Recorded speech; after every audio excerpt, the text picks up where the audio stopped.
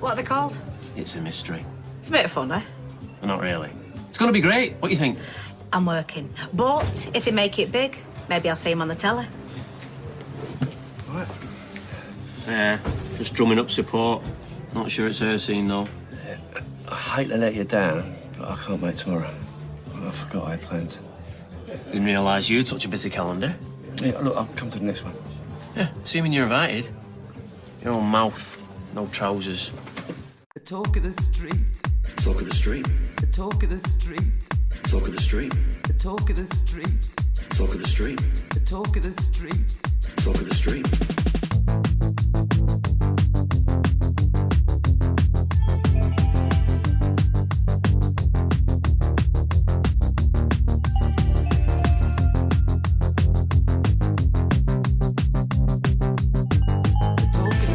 Hello and welcome to episode 227 of The Talk of the Street, an unofficial Coronation Street catch-up podcast that didn't know Kid Rock had so many fans in Weatherfield. I'm Gavin. And I'm spooky. Spooky Helen. Spooky. For Halloween? Yes. Thank God. Are you spooky? You're not particularly spooky this morning. I think I'm spookier than you are this morning. Yeah, you're wearing your Misfits t-shirt. It's so Spooky. spooky. Ooh. Yeah. They did the Main Street trick-or-treat this past week, and I got a little sad. Oh, goodness. Got a little sad because we don't have children who want to walk around with their parents to trick-or-treat anymore. And you don't have parent who wants to walk around with parents. Yeah, I have no... I've never been a fan of Halloween. I don't have an excuse to put a costume on you anymore. Stop dressing me up like Susan Boyle. You made a great Hagrid. That was Hagrid? Benny was Harry, and Stelly was Hermione, and Dobby was Dobby. Yes, I do remember. Yes. And I used my costume that I went to the Lansing Comic-Con in. Did you? Professor McGonagall, where I fought Voldemort at Comic-Con. That was fun. Because there was a guy dressed as Voldemort. I assumed it wasn't. I wasn't. And we did some pictures where we were battling one another, pointing our wands at one another. And lots of people took pictures and they loved it. So I like to dress up like wizards. I don't know why. And witches. You know, as I mentioned in our other podcast, I dressed up as the brown wizard from Lord of the Rings for Grand Rapids Comic-Con. Just determined to make yourself sound cool as fuck. I am cool as fuck. And spooky. Yep. So what's the deal with Halloween this year? This is Monday, right? Yeah. And Stelly's going as Papa Smurf. Papa Smurf. And Benny is on crutches, so he doesn't get to go. And he doesn't seem all that sad about it. I mean, he's 16, so he's kind of getting towards the end. He'll take the candy, but I don't think he's that interested in the effort. Right, in the dressing required up to and get stuff. it. Mm-hmm. Yeah. And like the other two, he's not really a nerd in that way. He's a sports nerd. He can tell you lots of different statistics about He's a FIFA nerd. soccer. That's about it, which is fine. We are all different. We're all different. Wonderful in our own ways. How are you this week? I've got a bit of a crackly throat still. Just a little bit of a crackly throat. I Yes. lost my voice through the week because I was shouting too much at a soccer match. Yes, because I haven't done that in years. Benny's team made the championships for the state, or not the state, regionals. Is that how you want to remember it? I don't remember it at all because I didn't go. Yeah, they won the districts Right. last weekend, which is why we recorded on the Friday. Right. And then they progress from the districts to the regional, which I thought was the final on Tuesday night. Mm-hmm. And it turned out that it wasn't. It was just the semi-final. And if I'd known it was just the semi-final, I maybe wouldn't have shouted quite as much. Oh, you would have. No, I don't think I would have, because I thought more was hanging on the game than there was. But they won that on penalties. But then on Thursday in the final for the regionals, they lost on penalties. But I'd lost my voice by that point, so I couldn't shout. Yeah, and you were sitting next to the Go White woman. And that was Saturday. Yeah. Not on Thursday. On Thursday, I was kind of like the Go White woman, just by continually shouting Yeah. over and over again. But which not I go haven't white. done since I went to go and see Aloha. I lost my voice watching Aloha a few times. Oh, But never watching Benny. high school boys play. Benny's played soccer since he was 5 years old, and this is the last time before now that you lost your voice was for Aloha. Yeah, screaming. You weren't screaming for other soccer matches of Benny's Not as over much the as past 11 years? Not as much as that. Oh. No, I'm not lying to you. I'm telling you the truth. No, and it was all the way in Williamston, which is like 40 minutes away. Yeah, so I've been an awful lot of driving about between here and there over the week, and Yeah. but a bit busier outside of work than I normally like. But anyway, Which is good. It's good. To, no, it's not good. It's too much. It is good to get you out of the house and doing things that aren't work. With all that said, shall we preamble, my dear? Yes, please. Give me some of that long distance Corrie news.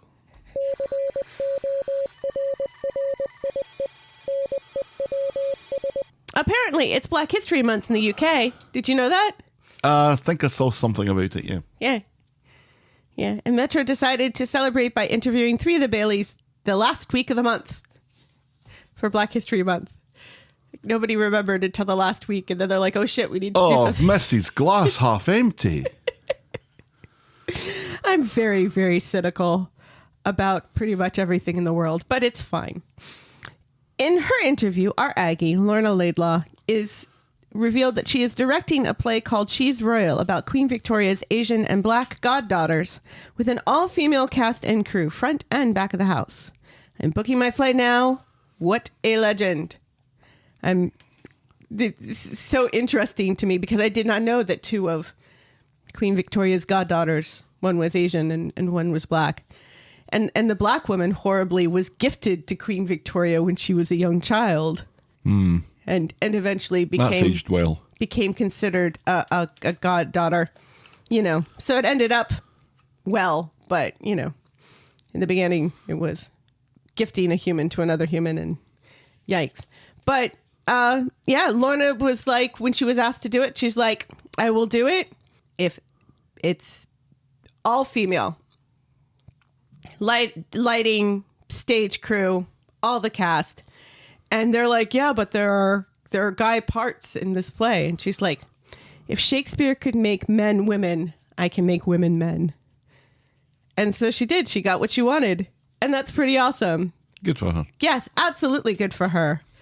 I'm giving you a hard time for giving Metro a hard time. Right. But I've always been kind of cynical of the fact that Black History Month over here is in February, the shortest month.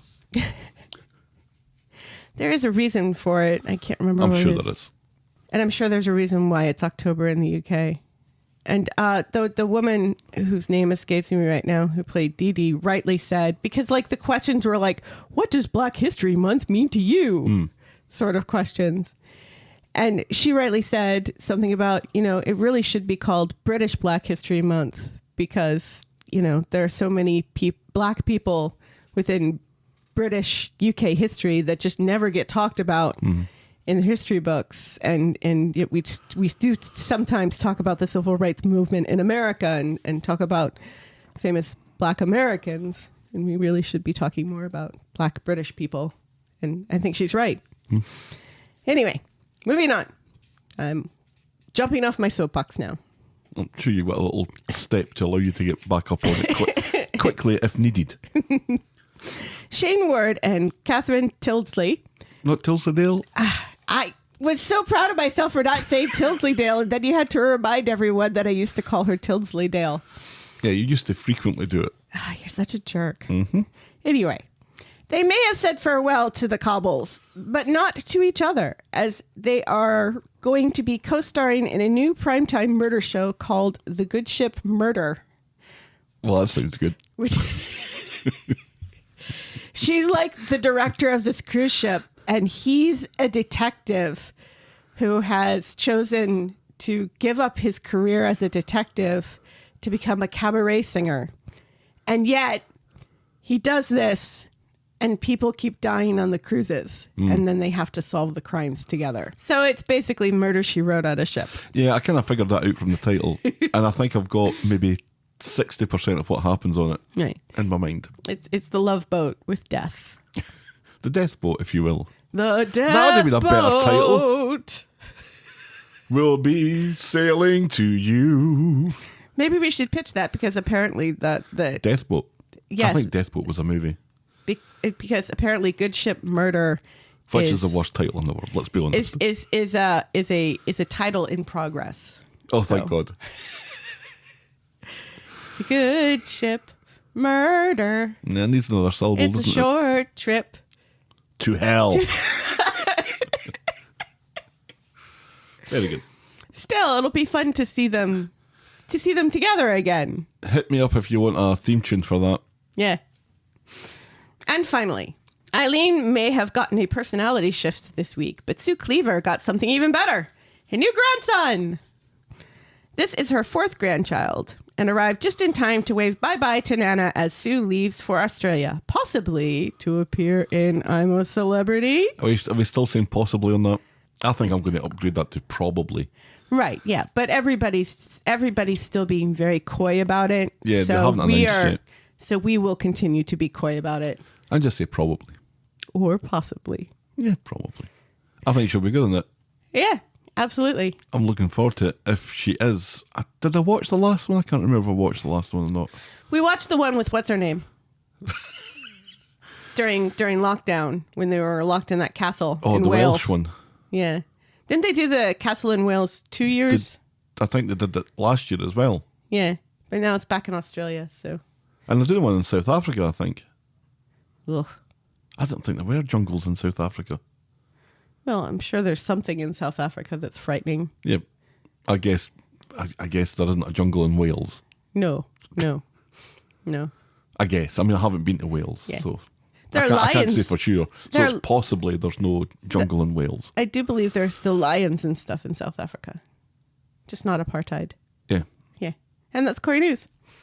That's Corrie News, which, Ending on apartheid. once again, because you've said apartheid, that brings us on to Will Podcast for Coffee.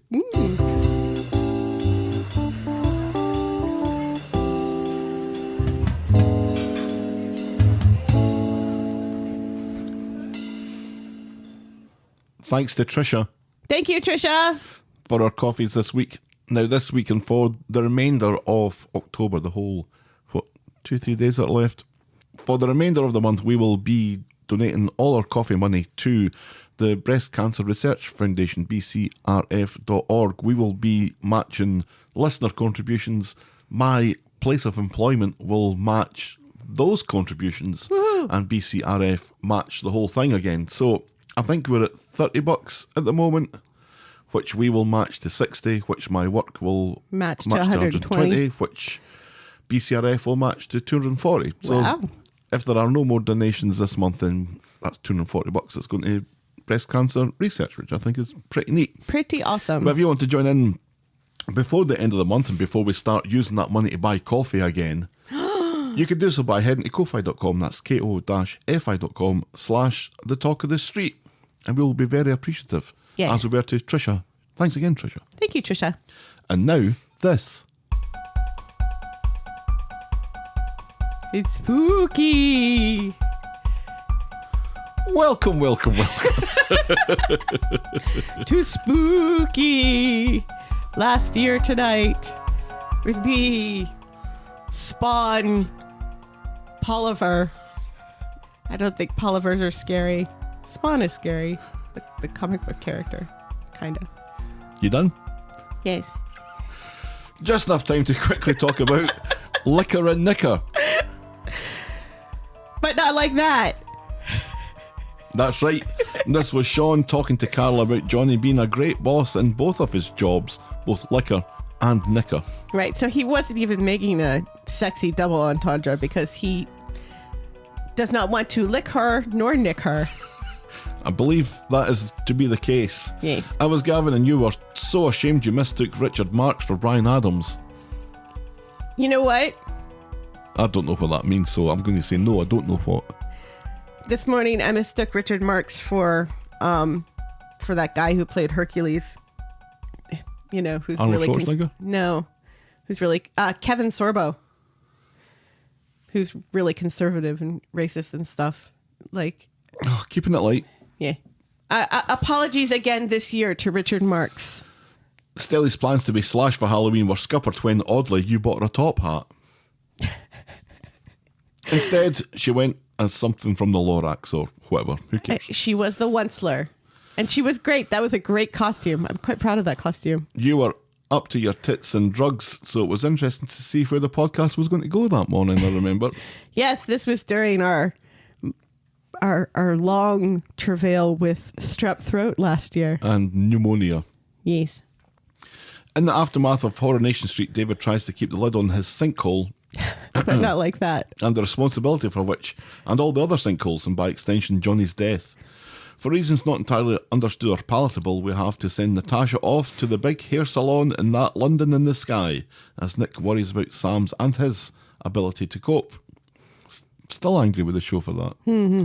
Dev is determined to overcompensate for leaving Aadi for dead in a burning car, so makes him assistant manager to his empire. Wait, so we have 2 mum death anniversaries like within the same week because the show loves to kill mums. Yeah, that's what mums are there for, isn't it? Right. See, Bethany and Natasha died within... Bethany? Not Bethany. Sinead. Oh, God. It's kind of bad that I mistook the two of them, just like Daniel You did. just pulled a Daniel. I did pull a Daniel. I was going to cut that out, but now I'm going to leave that in. The mystery of the missing Weathy County rucksack is finally resolved to a non-disco dancing homeless gentleman named Stu. I wonder if he'll become important later. Emma tries to talk Steve into funding research into Curtis's hair loss with money raised for Oliver. Yikes. Ryan overhears the Dan conducting some shady business in the alleyway of doom. A missing gun and missing note cause separate but equally important issues for Abby, who's trying to organise her wedding at last. Hashim walks into a cameraman. Steve finishes his crossword. And Daisy's not for sharing her pain au chocolat. Our moment of the week was Sam and Natasha's chocolat. Against the World for the final time. Oh my God, that's making me sad just thinking about that. Right. And the boring moment of the week was Hashim's constant vigil in the alleyway of doom. And that was Coronation Street and the talk of the street, this time last year. Remember when he died of a heart attack and everybody just stared at him? Because they thought he was putting it on. It's hilarious. It was a pantomime heart attack, wasn't it? Oh, Ugh. I'm coming, Elizabeth. Oh, that took a turn. Shall we dive in, my dear? Yes, please. Our first storyline this morning is Summertime Blues. Ugh. Just some Monday scenes for this storyline this week. On Really? Monday, I thought there was some on Friday, too. no. Yeah. Shona's mental illness from being shot in the stomach a couple of Christmases ago now means that she sees animals in the capuchuchu foam. Or This she will- makes animals in the capuchuchu Oh, foam. is that what happens? Yes. This will crop up multiple times on Monday. And then Summer and Aaron are discussing the upcoming appointment with Gadas. And Billy comes in and offers to go with Summer, but Summer would rather go with Aaron, so Billy has to wring his hands a bit. Yeah, this is not one of those appointments you want your dad to go to, No. Billy. Or the vicar. No. Especially if they're the same person. Exactly. Back home, and the appointment seems to have gone well, and Summer's been referred. Summer talks about being sad, which is her general level of chat these days. She tells Aaron to go and take care of his dad, and she'll be fine, she says. Isn't his dad in rehab? Yeah. Isn't he shut away in a rehabilitation center? He's not coming home every night from rehab. That kind of defeats the purpose of rehab. Maybe it is. Maybe that's what's happening. That's not how rehab works, though. Maybe he's at rehab on a outpatient basis. Gets out just in time for the pubs opening.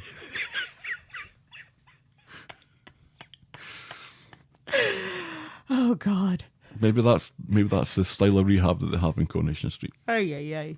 So that means that Summer is alone when creepy weirdo Christian Esther comes over, and when Summer explains that she's decided to go along with the abortion after all, Esther is clearly upset and casts up how desperately she and Mike want a baby, and she reminds Summer she'd be well taken care of financially. And Billy comes in, hears the tail end of this, and is appalled. He is. He points out what exactly she's proposing here, buying a baby. And Just like Queen Victoria. And maybe God doesn't want you to have a baby then, you fucking freak. Billy throws Esther out, spouting that while he doesn't approve of abortions, he doesn't sanction baby trafficking neither.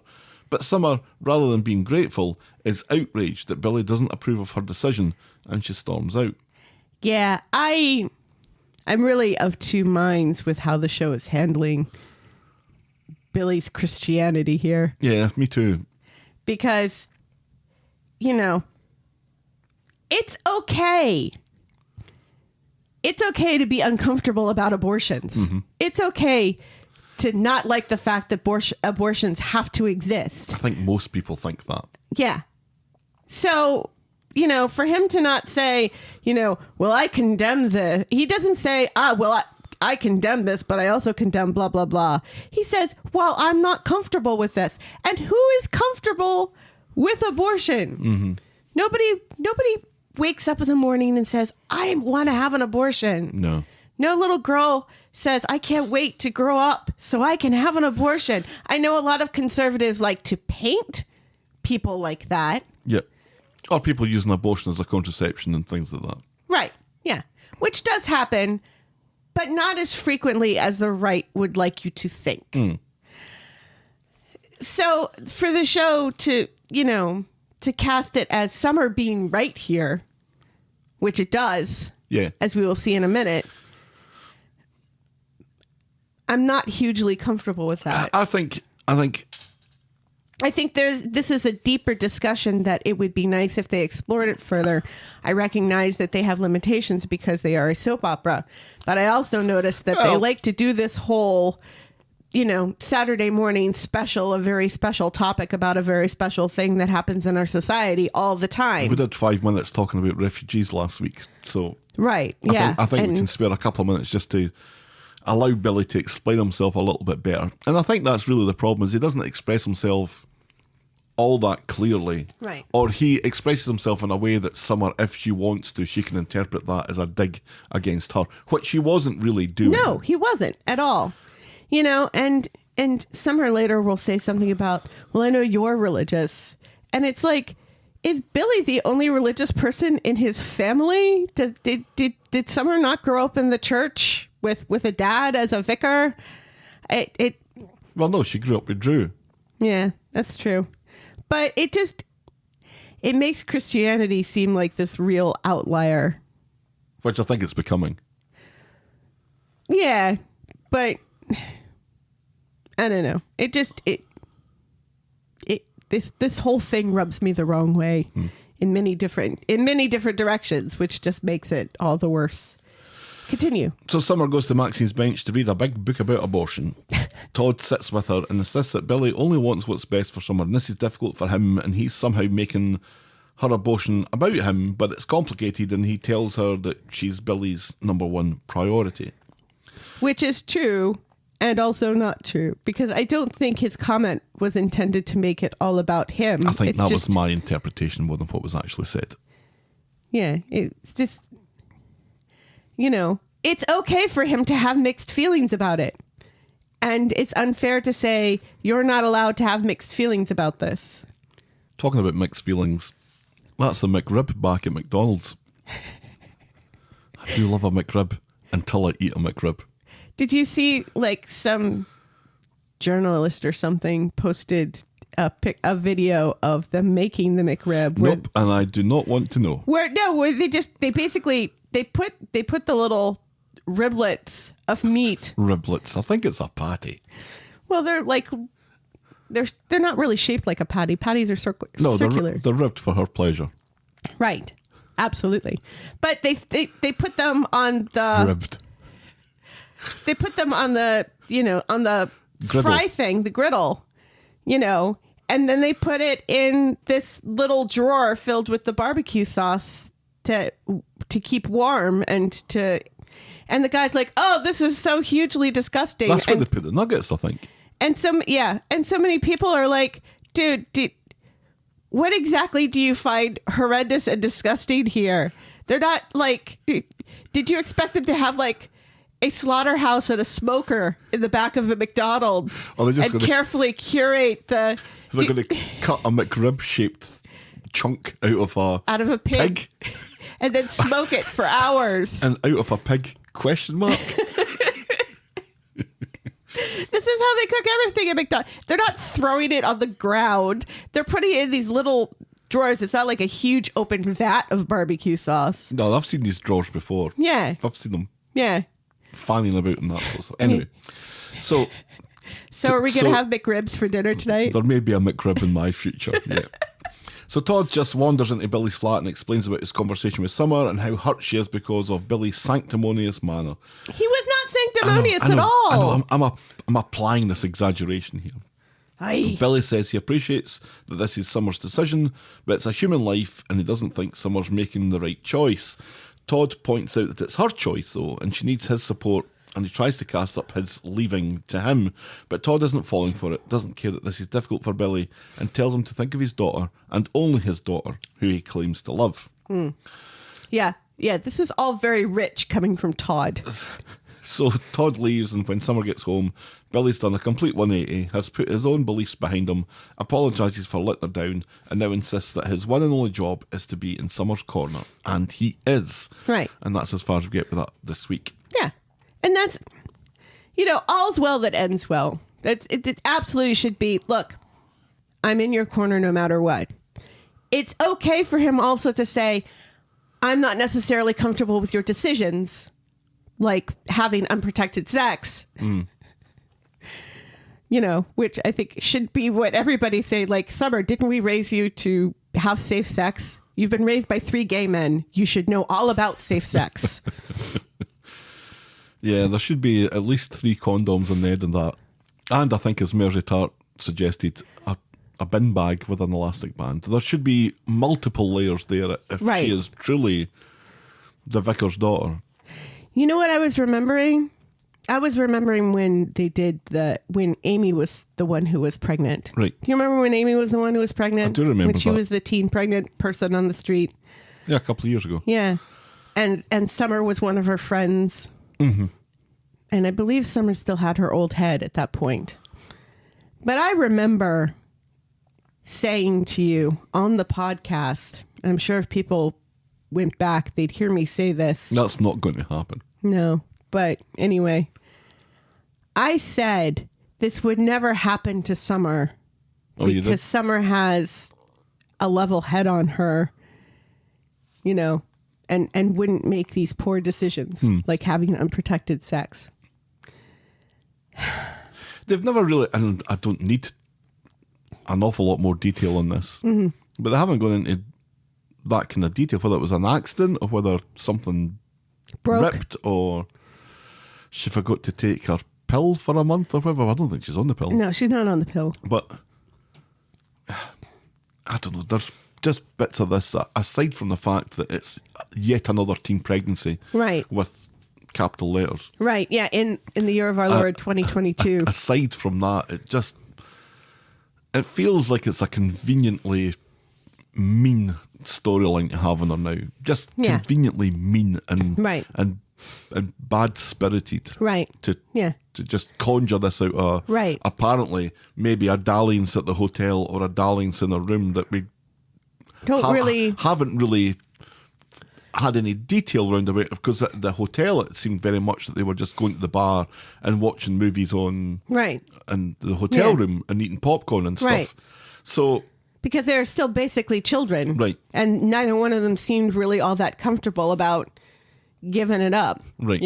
They were not as ready as Asha, or not Asha, Aadi and Kelly were, yeah.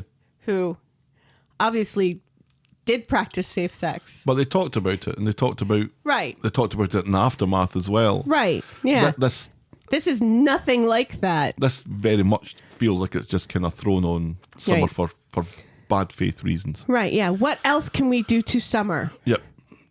And just stop. Stop giving Summer storylines. Give that child a break. I'm not against a Summer storyline. I mean, I think she's quite a mopey character, but the world needs mopey characters, I guess. Yeah. But I'm not against summer storylines, but just the rut that they've fallen into recently of picking a character and just throwing all the shit that Everything. they can think of at her. Right. And it's usually her. Right. Yeah. Yeah. Although it seems like I kind of feel like the whole Max stuff is different because he's not, because I was going to say except for Max, but Max is very much all of the shit that they keep throwing at the girls. It all seems very passive, like things are being done to them. Right. Whereas Max is doing things. Yeah, he's very much the instigator. Right. And that's not, if you are that character, then you keep on doing that. Right. But you can't be the Pearls of Penelope Pitstop who's always finding yourself tied to a railroad track. That you become the unluckiest person in the world if that happens like Right. 3 or 4 times, and that's what seems to keep on happening to the likes of Abby and the likes of Nina and the likes Kelly of Summer now and Kelly. Summer Yep, yep. and Asha. All women for some reason. All young women. Oh well, Oh well. no doing this to Rita. That's all I'm saying. Did they do this? Did they do this to Rita when she was younger though? Or was she just I've like never watched the show when she's been younger. singing and having lots of sex with lots of people? The last I saw of Rita was with the Anthony Carter, who's been in classic Corrie recently, but he moved to the New Zealand and she refused to Yeah. go. Bring back that stuff. Bring back the days where everybody was jumping into bed with one another's spouses and there were no consequences whatsoever, and there's lots of dalliances and risque behavior and Oh no, because that would be the Tim and Aggie stuff. And I didn't want that to happen. well, no, not with Tim and Aggie, obviously. Okay, well, sure. Moving on then, our next storyline is We Will Always Have Sex, Cardigan. On Monday, at Daniel's, Paul has fixed the bathroom door, so no more cheap freebies for Daisy. Daniel points out that there's nothing stopping her moving in now. She suggests making some changes to the flat, gets away from the bachelor pad feel that it has. But Daniel insists, nope, the flat stays how it is, and Daisy can go and stuff her ideas up her arse. Right, up her arse. I timed that just so you were taking a drink of coffee there. Yeah, nice. It's hilarious that she calls that a bachelor pad when it's still very much decorated the way Sinead decorated it. Yeah, she doesn't want to say that though. No. Daniel will hear no more about it. Yeah. He's putting his foot down. Yeah, and he's so ridiculous. He's like, this is the only place that Bertie has ever known, and I Yeah. don't want to take that from him. It's like, dude. Bertie's against decoration then? Dude. No emulsion paint in Bertie's life. Children are so very resilient. You can move them around. It's fine. If he's anything like me as a kid, I loved it when there was decoration going on and we were moving furniture about. That was all exciting stuff, and then putting things in a different order so your bed's against a different wall and all that. Oh, sort of yeah, I stuff. love that. Oh, that was fantastic. Still love that. Right? Yeah. Like I've got this little side table that has been sitting in my car for a week that I need to bring into the house and put in the living room and take down that luggage rack with the suitcase because I don't think that's really working in that space. And I'm really excited about it, and I don't know why I haven't done it yet. In the Rovers, Adam comes in and Daisy has a moan to him about his nephew. Except it's not his nephew. It's his uncle. Right, yeah. Max is his nephew. By marriage. By marriage, yeah. Adam didn't think she knew Jamie or Warren. Who? Asks Daisy. That's right. Daisy has mistaken Adam for being Daniel's uncle and not the other way around. Anyway, he points out that Daniel's been a twat because it's Sinead's death anniversary tomorrow, and he's surprised that she didn't know. Well, Daniel didn't tell her. I thought it was hilarious because you posted about this on our Twitter. Yeah. And then somebody responded by saying... Yes. I chose to ignore that. Yeah. That happens. That happens frequently I've posted something that on basically Elon says... Musk's Twitter. I've posted something that basically says, hey, the sky is blue.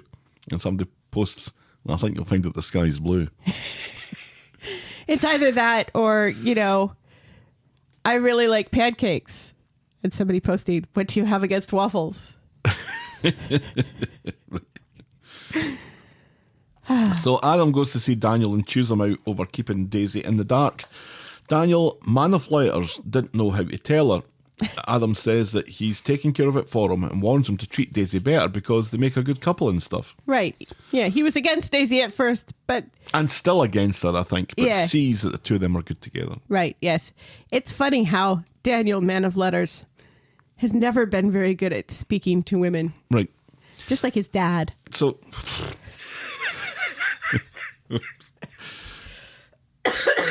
And it was, I think, nearly half an hour into the podcast when we got our Muttley impersonation. Stop that pigeon. Are we just going to go through all of the characters in Wacky Races? I think so. Because we've had Penelope Pitstop Yes, as well. you've already mentioned Penelope Pitstop.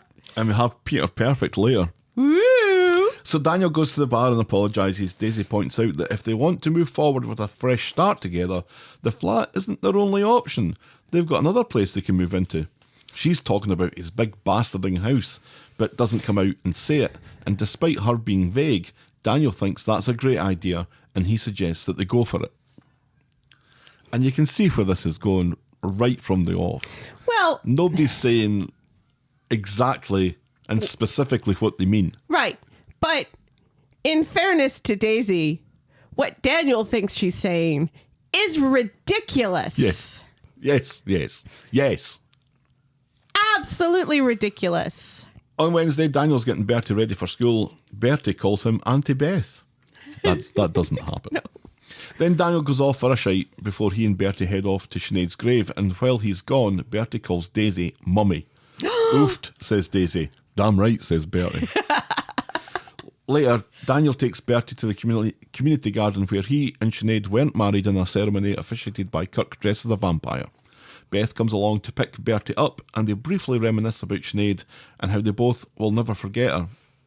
Meanwhile, Daisy's at the Rovers fretting about the development to Jenny, who doesn't think it's that big a deal.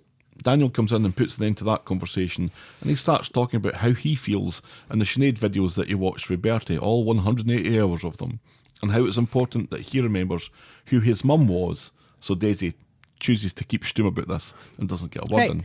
Jenny mentions that Daisy once upon a time called her mummy. Yeah, Yes. which happens 2 scenes from now. Oh, I thought that has happened in that scene.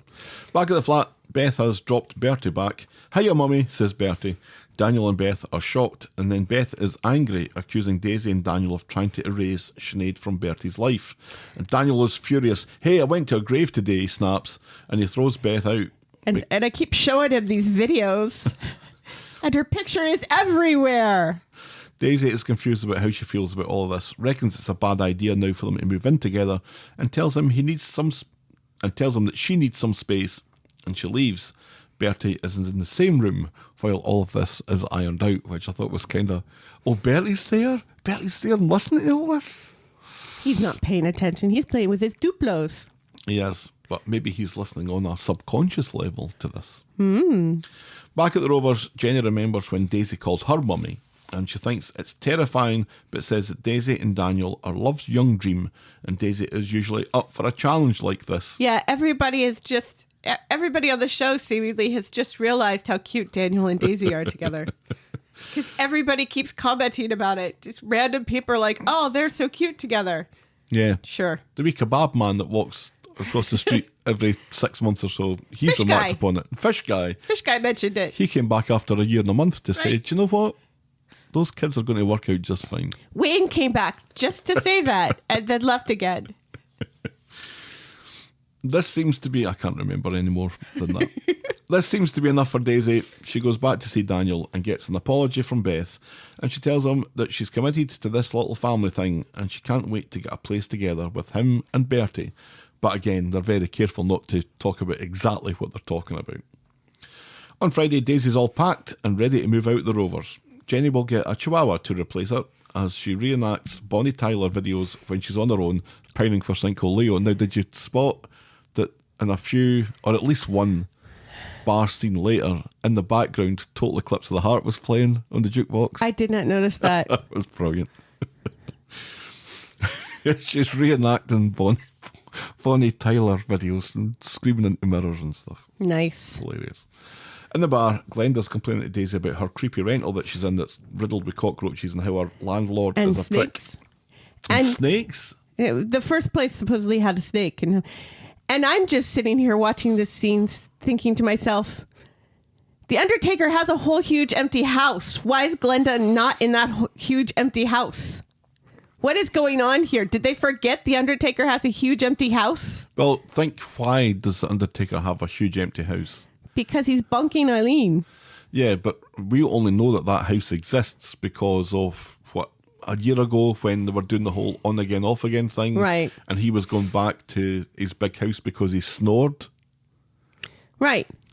And that was, I think, a kind of throwaway little comedy attribute of the Undertaker that they have now forgotten about. Right, yeah, because apparently he doesn't snore anymore. Does he have a machine? I thought he got a machine. He got the thing. CPAP thing. Yeah, he got the CPAP, so it's fine now. But none of this negates the fact this huge empty house sitting The show somewhere. has given him a big empty house, correct? Right. And you would think that his sister would be able to move into that big empty house, because I'm assuming that's the family house. Because remember, his dad lived in the neighborhood and had the... It looks big. It's far too big for one person on his own. Right. Yes. So why does the show keep forgetting things like this that, are so easily pointed out by the likes of me? Right. Daisy tells her about a room now being available to Glenda, that is. Separately, we learn that Daniel has given his 24 hours notice to Carla and he's moving out the flat today. I'm glad to now get confirmation that it's Carla that owns that flat. Yes. A passing Tracy hopes that Daniel won't be treating number one like a creche just because he's moving into the pub. And there it is, the mandatory crossing of wires. Yeah. Yeah. Daisy quite rightly thinks that they're all moving into his big empty bastarding house. Yeah. And he thinks They're for moving in. some reason that they're moving into the pub. Yeah. Yeah. What is he thinking? Him and Daisy and Bertie are all going to fit in one room in the pub. They're all going to sleep in the same room. And then go downstairs and have breakfast with Jenny every day. And Ronnie. And Ronnie? No, Although he's Ronnie stays at Debbie's more most often. of the time. But it's still paying for a room there, apparently. Yes. It's good to have options. Right. At the flat, Paul is staying on in the flat and already has an occupier to replace Daniel. It's Dee Dee. Yay! That makes sense, though. It makes absolute sense. And it's so adorable. And putting Dee Dee and Paul together, that's as inspired as putting Glenda and Mary together. Right. I cannot wait for the hijinks these two get in with one another. And I'm just sorry that Paul gave away his unicorn onesie last week, because if ever there was a time for him to break out the unicorn onesie, it's dance parties with Dee Dee. Oh, dance parties with Dee Dee. There's a show. Yes, give us that. On a ship with murder.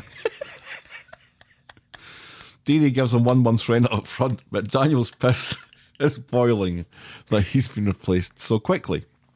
With someone much Better. more fun. Meanwhile, at the Rovers, Glenda announces to Jenny that she's taken Daisy's old room, which seems like news to Jenny. And although Jenny doesn't really like Glenda that much, she smiles and goes along with it out of politeness. All packed and ready to move, Daisy and Daniel are carrying boxes when they bump into each other outside number one. And there's some crappy, vague conversation which Ken is privy to until it finally comes out, surprise, surprise, that Daisy thinks they're moving into Daniel's big bastarding house and Daniel thinks they're moving into the pub. So, with Glenda and Dee Dee not in situ and his house now being rented by refugees, Ken tells them that they can stay at number one. Right. Apparently, Amy and Jacob are out house sitting, which is convenient. Right. Tracy is initially appalled until she reckons that they can hit them up to pay for the roof. Daisy and Daniel stomp off to take care of their respective snafus. But at the pub, Glenda is far too appreciative of getting out of her scummy rental, and Dee Dee and Paul are too busy dancing for some reason, so it does look like Daisy and Daniel are fucked after all, or they accept Ken's offer. Daniel says the old flat is too small for him and Bertie anyway, but is now going to move in with Ken? Right. And yeah. was intending And to move into a the- room in the pub? Right. What exactly was your plan here, Daniel, Right. for you and your son? Supposedly very smart man, Daniel. Man of letters. Man of letters. I don't know Very, if he ever very got his smart. degree, Very smart guy who cannot get a job. Also, cannot figure out that maybe Daisy wants to move into a bigger place, not a smaller place, but, right. and not sleep in the same room as his son. And then at number 1, Daisy is shocked when Tracy goes through the per diems that Daniel pretends he didn't know anything about as they sit down to have dinner together with Ken. Now, if there's one character who I never saw cohabiting with Ken, I think it would be Daisy. Daisy's not putting up with this shit for... Tracy and Daisy under one roof. Tracy and Daisy under one roof. It's got disaster written all Comedy over it. gold. I think it will be quite funny. But here I am just getting into the whole swing of the liking Daisy thing, which I don't think I'm alone in. I think there's lots of people out there that are coming round to Daisy now that they've softened the character a bit and made her less of a complete bitch. Yeah. I liked her from the very beginning. Sure. So I'm on board. I'm on the Daisy train now. I'm just hoping But not like that. I'm just hoping that this thrusting together of her and Tracy and But not like that. and Ken under the same roof isn't going to. Well, if it does push her back into bitch territory, I think she's got good reason. Right. Yeah. And I think she's still a bit bitchy. She's just, I think people are just realizing that you can be bitchy and also not bitchy at the same time. Yeah, but she wasn't that, though. She was 100% a cow, and that was my problem, that there was no... She didn't really have any redeeming qualities beforehand. I think she thought does we now. just didn't get to, we just hadn't gotten a chance to know her until now. Because, you know, we were only seeing the bitchy sides. But anyway. Yeah. I just... Daniel is supposed to be one of the smartest characters on the street, and yet, without fail, he's constantly doing dumb things. Yeah. He doesn't... He's got... That's the old book smarts versus street smarts sort of thing. And these aren't really street smarts. No. But you know, it's like not realising the impact that his idea is going to have on somebody else. When you sit down and think about it for a second, it's obviously such a terrible idea. Right. But he doesn't sit down and think about it for a second because he's had that idea, therefore it must be perfect. Right. I guess. Yeah.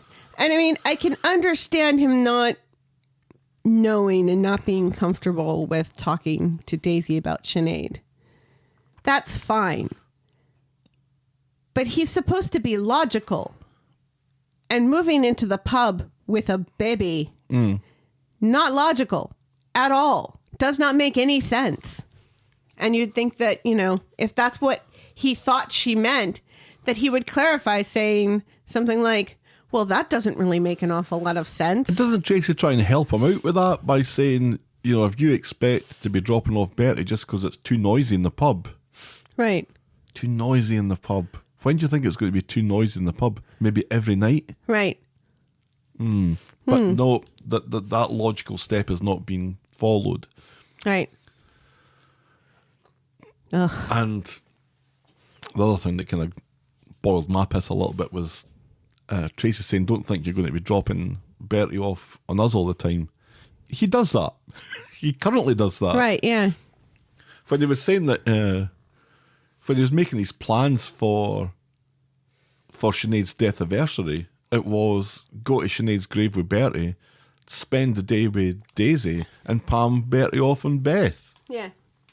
Not that, which is fine because I think that's what Beth wants. But still, yeah. It's not a great look. No. That you don't want to spend all day with your son and her son. Yeah. But that kid has grown up honestly thinking that Beth's her dad. Or his dad, rather.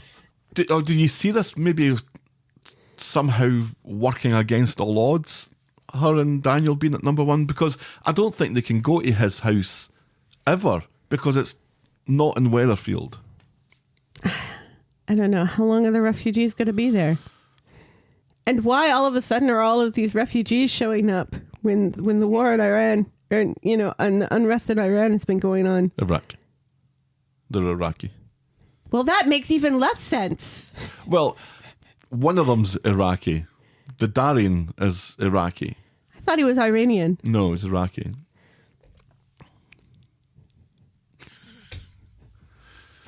There's all this huge unrest in Iran. There's a war going on in Ukraine, and the refugees are from Iraq. Or one of them is. Have we gone back in time 10 years? But most of them are just coming under the umbrella of refugees, which is going to be important for another storyline. Right. That we'll get Just to. like South America and Africa. Well, not exactly for the same reasons, but... Well, kind of for the same reasons. I think they don't want to be specific so that they don't have people like you jumping over them and saying, well, how come they're coming from fucking Bulgaria and there's nothing going on in Bulgaria? And they're coming from... Except for one director rebuilding Detroit in the farms of Bulgaria. Right. Never mind, that's for another podcast. A couple of directors do that. Apparently it's a thing. Yeah, but they're not all... Detroit looks like Eastern Europe. Who'd have thunk it? They're not all rebuilding Detroit. They're sometimes rebuilding things that actually do look like Bulgaria. No, I mean, it feels like if we're going to do a very important storyline about refugees, then we need to get specific. Oh, no, I'm not talking about that, but I'm talking about whether this is all going to work with Tracy and Daisy. Yeah, but you also just kind of threw me under the bus about them not being specific about where the refugees are coming from and just making these blanket refugee statements, especially since I know a lot of Ukrainian refugees are going to the UK right now because quite a few of our friends are taking Ukrainian refugees in. It feels like if you're going to do a storyline, if you're going to do the refugee storyline thing, and it seems like the refugees are filtering into every single storyline on the street at the moment, that you want to be as specific as possible so we can talk specifically about why people become refugees and what's going on in these countries that makes them feel compelled to leave, sort of thing. It feels like it should be as specific as possible. Because I think when we think of refugees generically, I think that's where the problems lie, where people just think, oh, these people are just coming over here because it's inconvenient for them. You think of dirty children and potato sacks on a boat. Right. Yeah. That come from anywhere. Right. Yeah. So that's my beef with the whole refugee thing. I don't know. It's kind of annoying how they just pack these few houses on this street with so many people. I think it's become like a knowingly comedy aspect of it now, isn't it? It's how many people can we... Every flat is a clown car at this point. Right. And, it does work to have people not live on the street, but work on the street and have family on the street that they visit on a daily basis. Look at Audrey on Grasmere Drive. Mm-hmm. She doesn't live on the street, and yet we see her all the time because her family is there and her business is there. Right. And her evil son is there. Well, we will see. We'll see. Just a few scenes now from Bernie at the Double.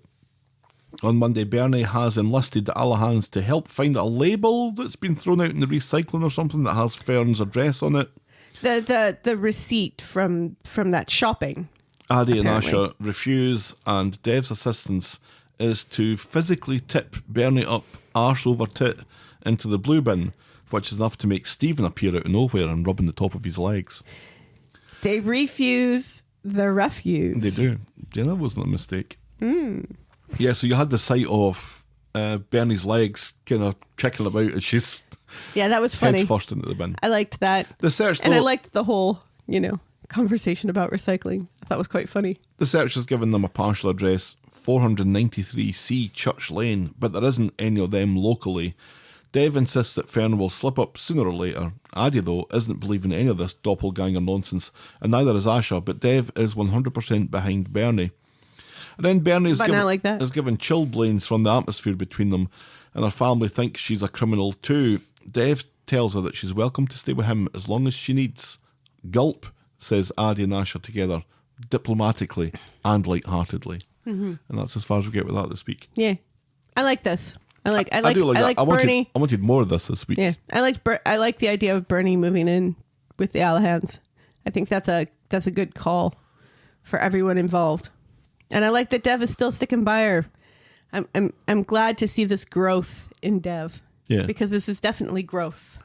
And I'm glad that Aadi and Asha aren't really in a mood or of a want to believe Bernie, because remember the last time that they had some contact with each other, Bernie was chewing them both out for giving Dev a hard time. So maybe she's not their favourite person at the moment. Right, yeah. Although she was absolutely correct in chewing them out. Yeah. Yes. Well, we'll see where that one goes. I'm enjoying it as well, and I'm enjoying that the little switcheroo that we've got here of Bernie actually being hard done by this time and not being behind some Nefarious, some crazy scheme. Nefarious scheme to sell her daughter's pee. Right. Yeah, that was a low light. That's there with Brian vomiting onto the school governors. That's the same level for me. Moving on. There are times I kind of wish we had those storylines back, though. Like when we get another teen pregnancy story. Yeah. All right, moving on to Canadian Psycho. On Monday, Stephen's in Nina's Rolls and overhears Ed and Paul talking about Leo. So Stephen starts asking questions about the other folk Leo was working with, but backs off when Paul becomes suspicious of this line of questioning. Why are you, first of all, why are you eavesdropping on our conversation? And second of all, why are you inserting yourself into our conversation about somebody? This is a theme for Stephen on Monday. Yeah. That nobody opens a door or walks into a room that Stephen's not in. Right. Nobody on Coronation Street walks into a room that no one is Stephen's not safe. in. Right. It's kind of ridiculous. And he's so suspiciously there, still wearing that jacket, still wearing that shirt. Right. And he's very skulky. Mm-hmm. Yeah. No, and yet no one really twigs him. no. Talking of for Sam. suspicious, Stephen, right. Sam's got his number. Talking of suspicious, Stephen is at the Rover's door when it opens. He claims to be worried about Jenny after the scene Teddy caused the other day and how they should stop trying to pressure Sinkhole Leo. Daisy isn't sure what any of this has to do with Stephen, and then comes Teddy, who has overheard some of this and threatens to kick the absolute fuck out the old fella, but it's saved when Jenny throws him out instead. And later, Stephen is sitting in the Rover's, actually staring at Leo's phone in the Rovers. Right, yeah. And the passcode screen, because that's not risky in the slightest. No. He strikes up a conversation with Daisy, suggesting that Sinkhole Leo might get in touch on a birthday or a anniversary or something like that. Daisy says that according to Jenny, there was no date more important to Sinkhole Leo than his mum's birthday, and her 50th had just passed last Monday. Perfect information for Daisy to have, and not at all suspicious or convenient that she passes it on to Stephen, who turns and keys in Leo's mum's birthday into his phone, and bingo, it unlocks. Oh, that's why he did that. Okay. Yeah. I was like, oh, well, this is a bummer for him because it's already passed, so he can't pretend to be Leo and contact them on that date. Yep, he pops her birthday into the phone, and that's the code. And see, here I was thinking that Daisy was lying to him. No. And she wasn't. No, she's basically telling him what the passcode is for Leo's phone. Right, yeah.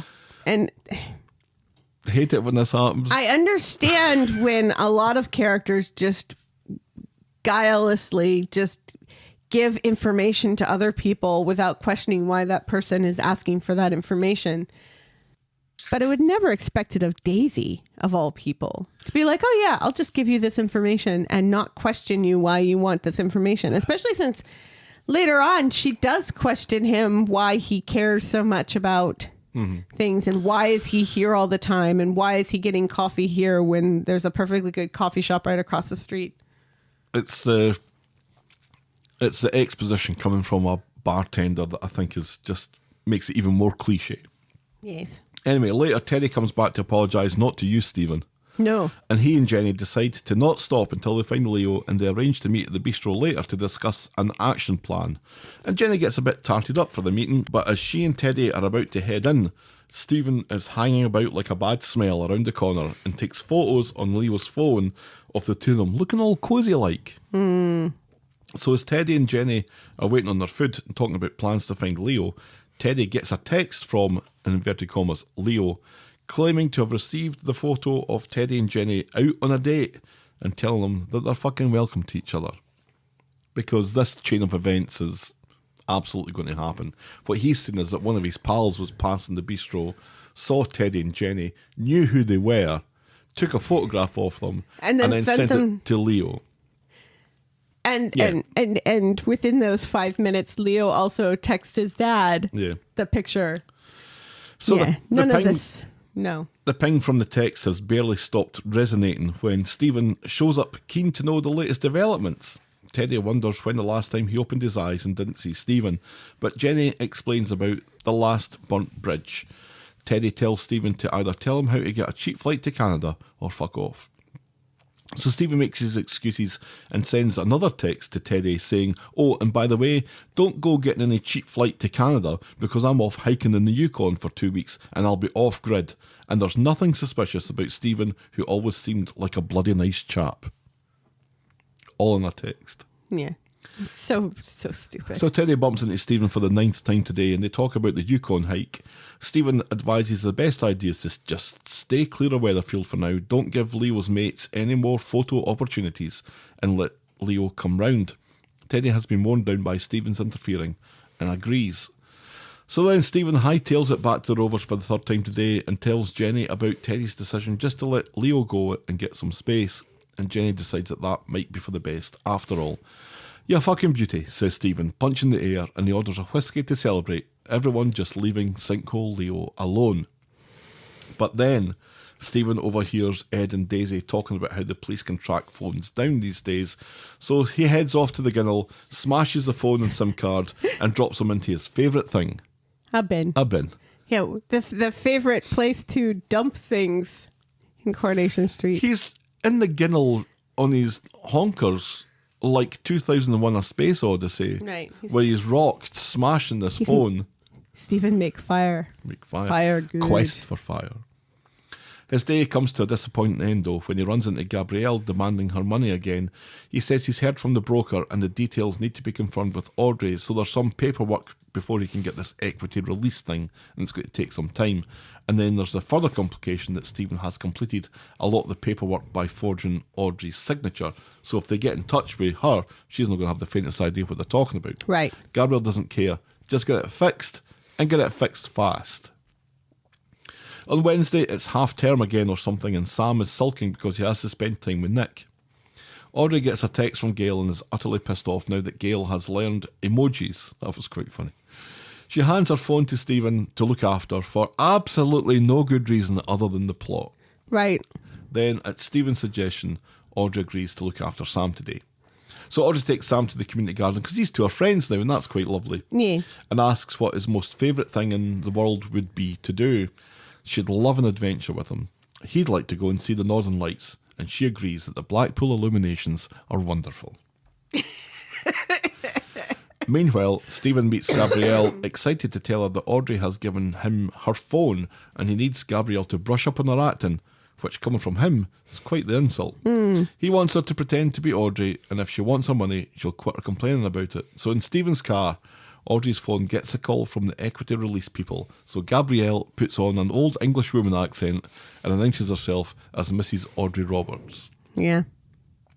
Hello? Now- Yes, this is Mrs. Audrey Roberts. Now, I think that was actually pretty close to it. we work in finance. I do CBTs about this every year. Right, yeah. Every year, we are required by law.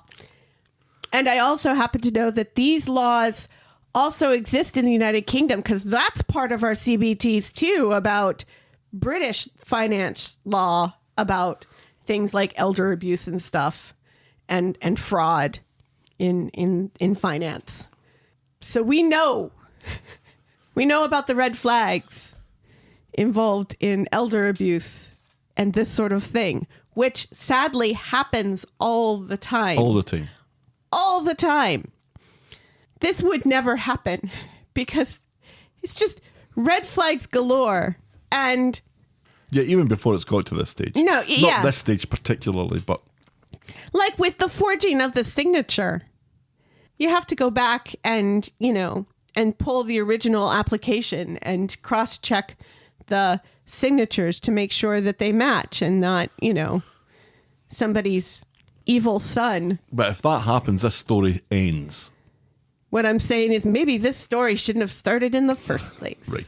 But it must go well because later in the pub, Stephen has transferred the money to Gabrielle and there's even a few grand left over for him to buy blue bins and masturbate over.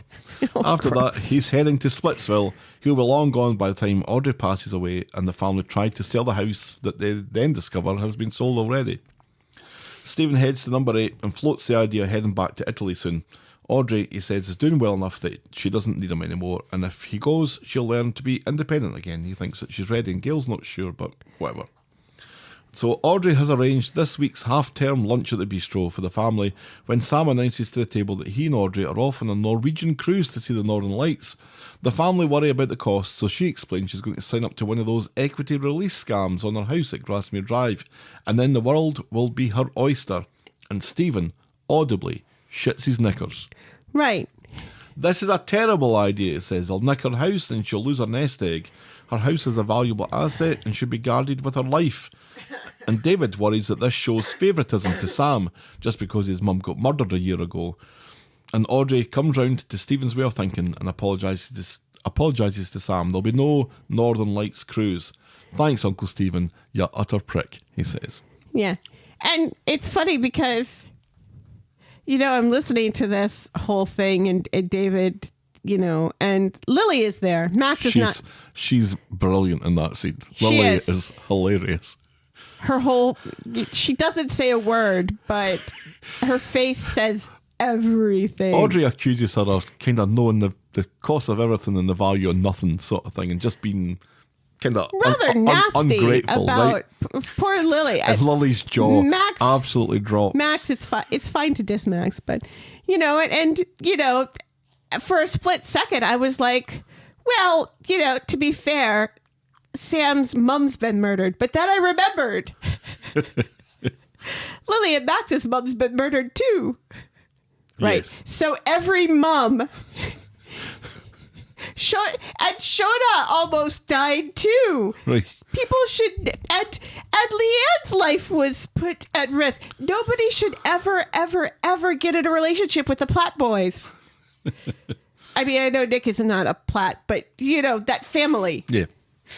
Because it means you're going to die or somebody's going to try to kill you. Gail's vagina is cursed. I think that's what we're saying. Well, no, because... Yeah. Oh, no, wait. Yeah. No. You're right. I was going to say, nobody tries to kill Sarah's people, significant others, but that's not true because Adam got thrown from a balcony and didn't remember die. That? And landed on his head. Right, and landed on his head and didn't die, whereas Leo... But anyway, yes, Gail's vagina is cursed. I think that's our takeaway from this. You heard it here first. Gail's vagina. Whoop. Now we can stop saying it. Should we say Gail's vagina is cursed or should we say Audrey's vagina is cursed? I think the curse is hereditary, yeah. Cursed vaginas all the way down. And can we just take a moment as we appreciate... Spooky! Cursed vaginas. As we appreciate Lily's dropped open jaw, let's also appreciate Sam and his... As he's explaining to David, oh, well, Uncle Stephen doesn't think this is a great idea. Was just beautifully done as well. Yes. Those kids are doing... Those kids' backs must be sore from carrying that scene. Well, they just add so much nuance to it that it makes it so much better. They carried the scene. Audrey is scunnered outside with a lot of them and disappointed that Stephen is part of the fun police. And as the two of them chat about it, Stephen gets a bit too clever, so Audrey says, fuck it and fuck you all. Sam's going to Norway after all. Desperate, Stephen meets with Gabrielle again and explains Audrey's plans. He begs for her help. Enjoy prison, says Gabrielle, and keep my name out of this. Mm-hmm. So Stephen thinks fast, goes back home as Audrey and Sam are planning their cruise. Stephen announces that he'll pay for it. He'd much rather that, and then she can keep her equity. And Audrey is touched and thanks him for his generosity. He's always been her favourite. Later, conversation has moved on, and while Audrey is off for a shite, Shona, who has learned that Stephen has plans to leave, says that she'd end up murdering Audrey if she lived with her. Gulp, says Stephen, light-heartedly. So on Friday, Audrey, Gail and Sam are in Nina's roles, Sam explaining the difference between ice and snow to Shona. Then, when Stephen arrives, there's a massive sequence of people getting things wrong. Audrey announces to Stephen that they've had a thought to keep costs down, that they're going to stay at one of his properties in Canada, and then we'll continue to Yellowstone, says Audrey. Yellowknife, says Sam. Yellowstone is where Yogi lives, says Gail. No. Surf and turf, says Shona, for no discernible fucking reason whatsoever. Great. Great, says Stephen. And then Audrey talks about a moose Back that you home, can feed in a restaurant. And Stephen's like, oh, that moose is dead. And Sam says, no, I was just looking up the website for the that restaurant. moose is dead. That moose is dead. It reminded me, though, of the restaurant that we went to in the Bahamas where you could feed the sharks. Back home, Stephen is trying to talk Sam and Audrey back into Norway, but Gail isn't having it, and privately asks Stephen why he's so determined to block the Canada idea. What's going on here? He blames a recent spate of elder murders in Yellowknife or something, and this is enough to get Gail on board, and she agrees to back him up. He blames the cold in Canada. Yeah. Like, what happens if their car dies in the middle of the Yukon? And I'm thinking, Leo will be there. They'll be fine. Right. Just for reference. Canada means death. Another takeaway. So, just for reference, I would love to go to Yellowknife. Yes, we should absolutely do that. It's a 40-hour drive from here. And feed a moose. We can get there in 2 days if we drive. We can get there in even less than that if we fly. If we fly, yeah.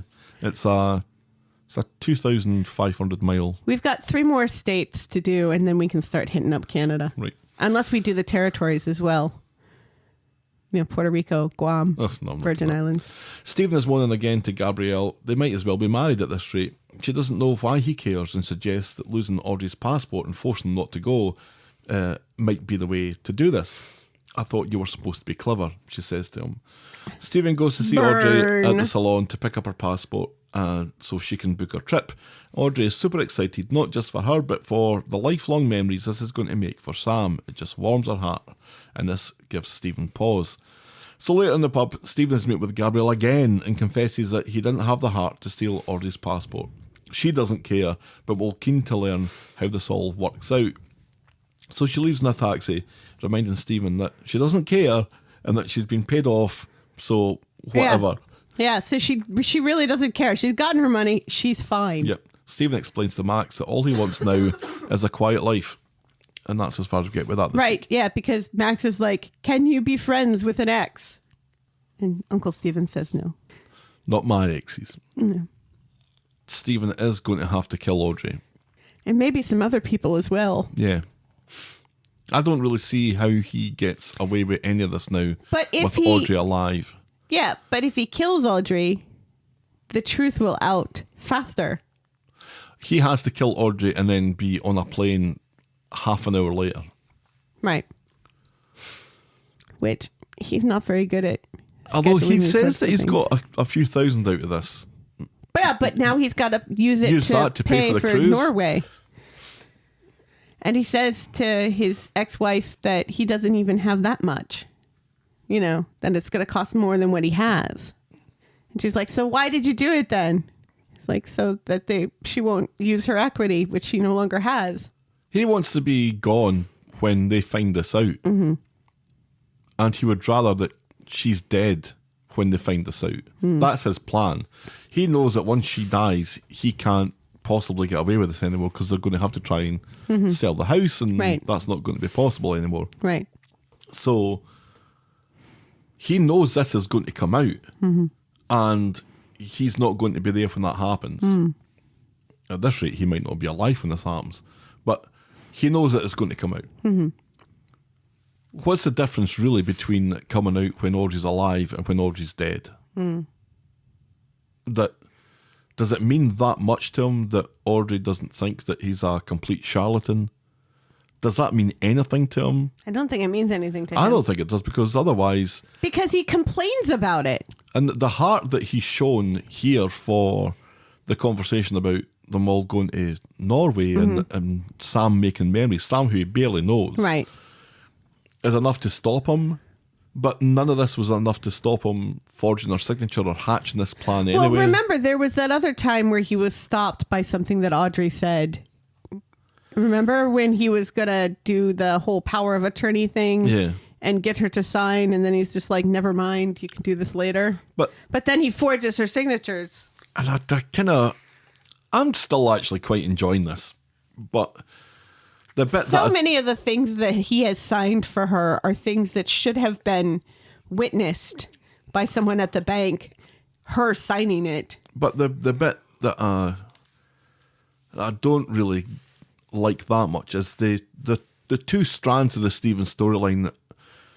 He somehow manages to compartmentalise them both and keep them separate from each other. He's either worried about getting done for killing Leo, or he's worried about getting done for stealing money from Audrey. But he's never worried about both things at once. He's able to, okay, I'm going to deal with this today, and now that I've dealt with that today, I can spend the rest of the week dealing with this. Right. And at some point, it's all going to come crashing for killing in. Leo, he should be getting the hell out of Dodge as quickly as possible. Right, absolutely. But that's... And also for the whole Audrey thing, he should be getting out of Dodge as quickly as possible. I don't know why he's like, yeah, no, I'm going to stick around. Because he doesn't want this to come out while Audrey's alive. It can be the only thing that I think is keeping him there. Which doesn't make any sense. I don't think so. Because it doesn't matter. So much of the story doesn't make any sense. You know, and I just hope that we don't have yet another murderer getting away with things. Oh, well, brace yourself. Moving on, our next storyline this morning is, hello God, it's me, Eileen. On Monday, it's bedlam at Eileen's. Sean, Dylan and Todd are making a mess as they play PlayStation or whatever. Then Glenda comes in with a batch of pumpkins. Oh, the Undertaker's there too. And dumps them in the kitchen. Yeah, he's not making a mess though, I don't think. Well, he's sitting there drinking tea. Not making a mess. And waiting for his turn at the FIFA. Eileen is furious as everyone fucks off and leaves the place like a tip. And then later, Eileen's had enough and is shifting the pumpkins out of her house when she bumps into Gail, who is walking and speaking Italian into her phone, which reminded me of you. Me. And then she ends up falling over and bashing her head on the pavement and knocking herself out. Gail calls an ambulance while George comes along and shines his phone light into Eileen's closed eyes and wafts a vanilla slice under her nose in a bid to rouse her. And while this is going on, Gail's phone is making some kind of musical noise or something. Right. So which doesn't make any sense. There's these three things happening that are going to be important. Right. It also doesn't make any sense that it's not until the Undertaker gets there that Gail says, should I call an ambulance? Yeah. But she calls an ambulance and all these things happen, and then...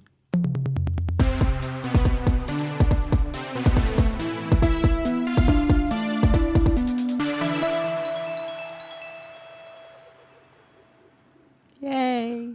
It's Eileen's turn in the Weathy General this week, getting checked out, and is given the all clear, and she seems in a very positive mood about the whole experience. Well, Sean checks out his doctor, doctor, which is weird because he's still supposedly with Lawrence, yeah.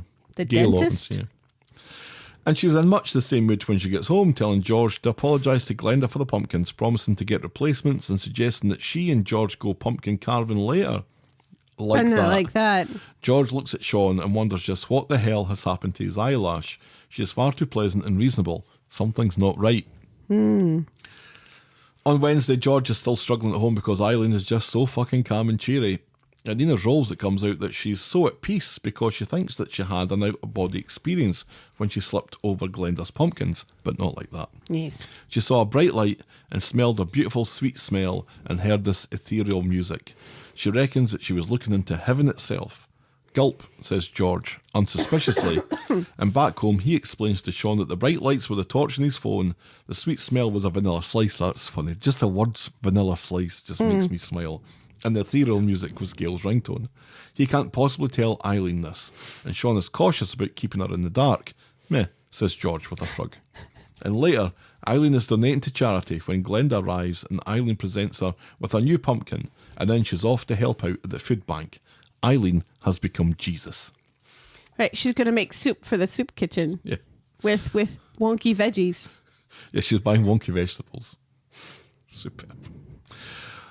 On Friday, Todd is not enjoying having Eileen in nice mode. She's taken to buying wonky veg and likes Mary's blouse and doesn't complain when Todd's morning shit stinks the house out. Something's not right, but George keeps stum about it. George is having lunch with Mary later in the Rovers, and he has to explain to her about Eileen's supposed tapping into the spiritual level after her trip, which gets Mary very excited, who wants to write to her Unexplained magazine about this. And this forces George to explain what really happened. Yes, and we learn that the basement of the Rovers is haunted by Gail's vagina. by a very snobby old woman who has high standards in wine. And Nina's rolls. I'm trying to think of who that could possibly be, who is deceased, who used to own the Rovers. No, that's something to look into.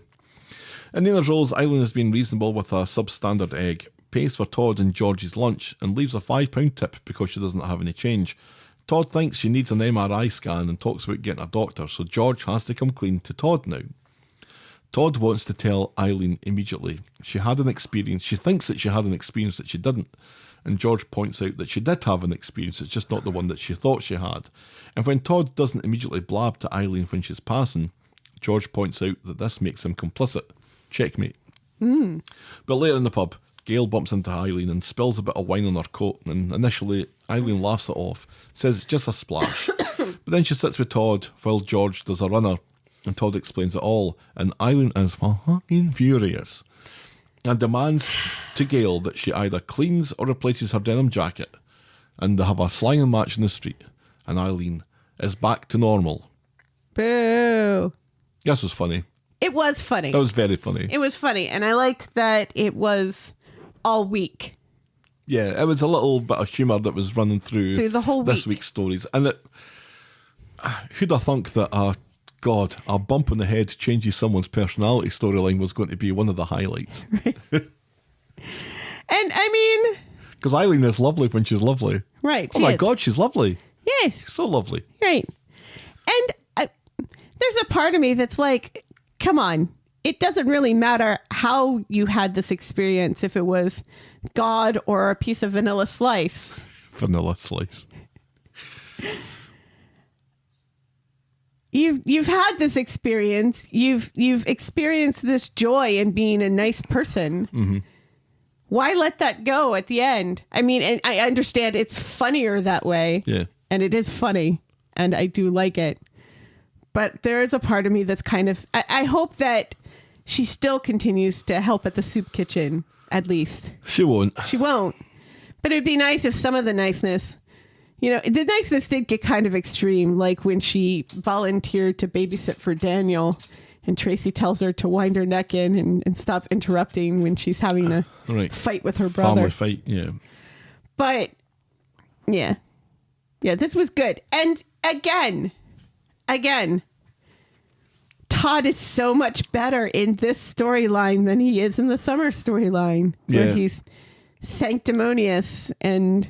As a foil to George and Eileen, he's much better. So much better as a member of this family. And hilarious. As a member, as opposed to a member of My Three Dads. Mm-hmm. Yeah, I like this. Yeah, I don't actually think that Eileen is the disagreeable person that this storyline seems to paint her as all the time. She gets upset about things that I think she has every right to be upset about. Yes, and let's not forget, she was married to a serial killer. There we go. So she has her reasons. Another bit of fluff this week was the Book of Stape. On Wednesday, Tyrone has been exercising and has plans for more exercise later today, including some taekwondo, which Fizz mentions as something that Joseph is doing now, which will become important. Later. Fizz thinks she should maybe take up Pilates, which is the same thing. Not at all. Fizz explains this to Sean at the factory later. Here we go again, says Sean, and reminds her that this is how the whole Alina thing started when they both went off to do yoga. Oh, pig's tits, says Fizz. And that's not true. It started when Alina moved in with them for no reason. Later, when Tyrone gets home, Fizz is made of questions, especially when she finds out that the Taekwondo instructor is a woman. He doesn't really want to talk about it. What, you want chapter and verse in this thing? He says. I thought it was pretty funny as well. And he goes off for a shower. And when he comes back down the stairs, he catches Fizz going through his gym bag, and she comes clean that she's worried that he's going to start cheating again. Tyrone promises he's not planning an affair, and the reason he was being cagey about the Taekwondo class was because Joseph flattened him with one punch. Which is hilarious. On Friday, And I wish we had seen it. yeah, I would have quite liked to see that. On Friday, Kev is taking the piss out of Tyrone for being flattened by Joseph the other day. And meanwhile, Hope is on half-term and would prefer to be hanging out with Sam, but she's having to make do with a shopping trip with Fizz instead. How did they have enough money for Joseph to take Taekwondo when they apparently don't have enough money to feed these children on a weekly basis so that they all have to have like 6 jobs? Well, how have they forgotten about the Undertaker's house? Let's deal with that first. In the Rovers, Fizz announces that she's been approached by a journal who's writing an article about John Stape. She and... Stape. I said Snape. Snape. Severus Snape. She and Tyrone Snape. agree Snape. to tell Harry Potter to get to Severus fuck. Snape. Dumbledore. So Fizz Snape. calls it... Snape. You done? Severus. No. So Fizz calls the journal, and it seems that there's a book about John coming out called John Stape and the Chamber of Secrets. Ty blames Phil, so Fizz decides to go see him, look him in the eye, and this dampens Tyrone's enthusiasm a bit. So he's still a little bit jealous about the whole Phil with 2 L's thing, which is fine. He Fizz should comes be, back. because Phil with 2 L's was delightful Yeah. and a better partner for Fizz. Fizz comes And I back. will die on this hill. Phil with 2 L's has denied all knowledge, and she believes him. Plus, she's found out that the book will be serialized, and she doesn't know how this is going to affect Hope, because now it means that the whole thing gets dragged out for weeks. And back home, Fizz and Tyrone sit Hope down and explain about the book and how she might get picked on. Hope, though, does not give a fuck, because She does not. Amelia's dad is an alky. Right. And that's as far as we get with that this week. Do you There was a think- little scene as well that didn't really fit in any of the storylines, where Sam and Hope are doing their walkie-talkie chats, and Sam is worried that if they go on the cruise, he's going to miss a letter from Harvey. And then there's still this little lingering Mad Dog 2020 character that seems to be lingering about. I think that's the journalist. Oh, you think so? In Hope's life. I would have liked to have seen Joseph kicking the shit out of Tyrone. Would have been pretty funny. Yeah. But then hopefully maybe we'll see that later. But then it's weird that this storyline of the book about John Stape comes back after it was such a main point in the Fizz and Phil with 2 L's breakup. Right. Yeah. So It's like, when it was going to become a thing, do and then we- it wasn't a thing, and now it is going to be a thing after all. yeah. And let's not forget the other big storyline where, you know, John Stape's other child shows up and tries to kidnap Hope. Are they going to get any storylines that don't fall back on John Stape at some point? It's like Eileen reminding everyone that she was married to a serial killer. She was, though. She was. Yes, but I think everybody knows that now. They should. She and Fizz should set up a support group for people who Yes, they should. who've been married to murderers. And then just shut the fuck up about it. Right. Yeah, just talk to one another about it. Yeah, off camera.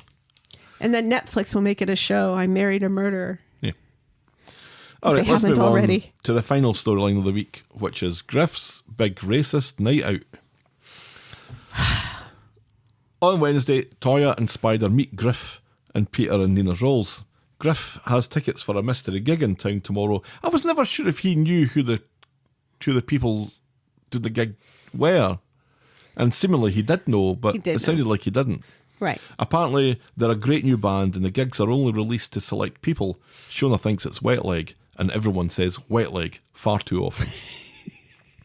Back at the flat. Is that better or worse than cursed vagina, though? Well, Wet Leg is a thing. So are cursed vaginas. Yikes. Back at the flat, Toya tells Spider that she doesn't really fancy the gig after all, and Spider agrees and just wants to spend time with her. Yet they talk about being too old to go to concerts. And I'm sitting there thinking, we just went to a concert. And we're old. Yeah, It's fine. I was wearing this t-shirt. You wore that to the Echo and the Bunnymen concert? Yeah. Everyone told me what a lovely t-shirt it was. Oh, I like that's right. this. The one with a big skull in it. Yeah, I got loads of compliments with this t-shirt Aw. at the Echo and the Bunnymen gig. Yes. Bunnymen. Bunnymen. We learn that Toya has taken off her wedding ring. So that's Imran totally punted now.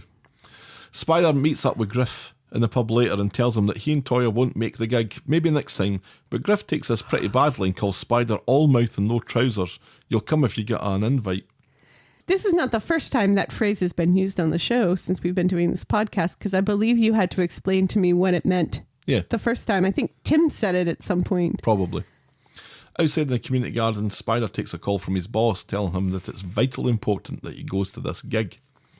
So Nina's rolls again, Spider floats the idea that he might actually want to go to the gig after all, and furthermore, he'd prefer that it was just a lad's night, so no Toya if that's okay. Knock yourself out, says Toya calmly, and definitely not with a nose out of joint. Mm-hmm. Because all through this, Peter has been absolutely in from minute one. Absolutely. He's in on this. Yes. Spider then, because he and Griff are great friends. Best pals. Spider then grabs Griff on his way out of the Rovers and tells him he'll make it to the gig after all, and they have a brief run-in with Carla, who is still pissed at Griff, so Peter has to pretend that he's not going to the gig because he's Griff's #1 fan. And of course he's going. I think that's why he's not telling Carla. I couldn't think of any other reason why he wouldn't tell Carla. Right. It's dumb. It's dumb. Just tell Carla the truth. Yeah. You're supposed to be one of the more mature and settled couples on the street. Be honest with your wife. She's Now- going to find out anyway because she's Carla. If Peter and Griff were to have a homosexual relationship with each other, would their stand name be Peter Griffin? Peter Griffin? I think so. Check out this cyborg. Ah, that's worse than your Mick Jagger. Yeah. How comes you talking about my impressions like that?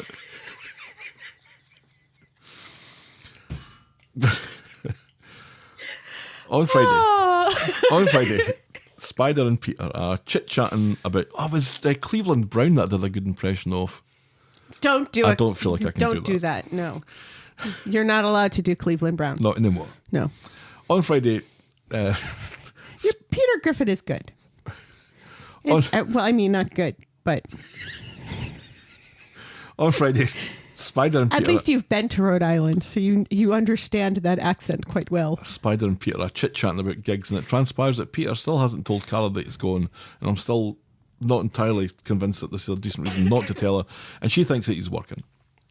Then we see Max storming at the house, refusing to sit at a table with David, and he refused to attend the latest Platt lunch at the bistro the other day as well, which is why Lily had to be drafted in to be appalled. Shona is appalled at this, thinking that David had every right to react the way he did when Max was going on about this Darian stealing his place. He did steal my place, shouts racist Max, He did not. and he storms off. All of this is seen by Spider and Peter. So And Peter, Griff. Isn't Griff there? No. because Peter, Spider and Griff are heading to the tram stop on their way to the gig, looking at chemtrails, and David passes by and wonders if they're looking for aliens. Chemtrails. More like sheeple, says Griff. And David has a go at Peter for being a loony conspiracy theorist now, so Peter retaliates at David because Max is racist now, and Griff seems oddly interested in this. Griff? Are they just like throwing Yes. everything at this character because it's annoying? More about this later. Chemtrails. Is chemtrails still a thing? Do people still think that? It's like the whole 5K thing with the COVID vaccine sort of thing. Oh, okay. Thanks to another storyline, Eileen has been pleasant and she's outside cleaning the taxis. Carla comes along looking for Peter, but Eileen tells her that he has a day off and she hopes he's doing something to improve his work-life balance, which was very funny. The gig seems to be in the middle of the afternoon. This is prime gig time, as we all know. Absolutely. There's a guy in the door, Dave, and he knows Peter as the alky liver fella. And it seems the Dave's story not here, man. of Peter punching the doctor is all the gossip with Griff and his buddies. Right. Dave just thought Peter would be taller. Yeah, turns taking out- it to the man. And then it turns out there's an open mic slot at the end of the concert, just like the open mic slot at the end of the Echo and the Bunnymen gig that we went Right, to. absolutely. Every good concert has an open mic at the end of it. Right. Peter gets a text from Carla and lies, telling her that he's doing an airport run. And it's not necessarily an open mic for music. It's also an open mic for talking about shitty doctors. Spoken word. It's a spoken word open mic. Yes. Carla is stomping down the street, leaving a furious message for Peter when she conveniently walks by a conveniently placed Toya, who is there for convenience purposes to conveniently explain that Peter's real whereabouts is that gig. Carla pretends that she already knew because she's still annoyed with Toya about the protest stuff or murdering Imran or something. And we don't get to see any of the gig or the open mic, because next we see Peter is storming out, furious that the gig was racist. Didn't know that Ted Nugent was touring. Spider has followed him and is apologetic. It's Ted Nugent, Kid Rock, and that guy from the Sex Pistols. Griff, though, thinks Peter is overreacting. The song was about shite flour. Peter goes in for his jacket. Spider apologises for Peter, saying that he's just looking to kick off because he's an old alky. But Griff tells Spider that Peter is useful to them because he's a taxi driver. No, because and he of tells the him to sort doctor it. story. Peter comes back and accuses Griff of approving of the message from the gig and questioning the target for the fundraiser that was going on. And Griff shrugs, so Peter threatens to go to the police. Then Big Dave gets involved and he pushes Peter, and Peter retaliates, using all his powers to push Big Dave over. Big Dave doesn't exactly leap to his feet, but threatens Peter with a Chesney brick until everyone keeps them separated. The guy that plays Dave has played Eddie Guerrero in a What Really Happened to Eddie Guerrero documentary thing. Who's Eddie Guerrero? The WWE Latino Heat guy. What happened to him? He had a heart attack, I think, by taking too many steroids and stuff. The old WWE death thing. Yeah. So many mysterious deaths in the old WWE. So when Dave falls over and he's making a big deal about getting up, that's totally wrestler making a big deal about getting up thing. You know, the kind of... Right, yes. You're writhing on the ground for no reason other than... Like a turtle. Selling it. You're selling the fall, I guess. Right, yeah. So Griff and some assorted racists insist that Peter is focusing his anger in the wrong direction, man, and should be targeting the people who steal their places at Weathy High, man. What? Peter leaves and Spider goes to go after him. Spider explains to Griff that he's making sure that the police don't get involved. You better not be double-crossing me, says Griff. I kind of didn't like how everyone at the gig looked poor and working class. Yeah. No, so much of this angers me. It's so much. It's your first dictionary of racism, look up a picture kind of thing it's satisfying an awful lot of cliched. I'm just surprised that they're not all skinheads. And no, instead they look like Hell's Angels. Right. Some of whom are also racist. Not all Hell's Angels, just some of them. But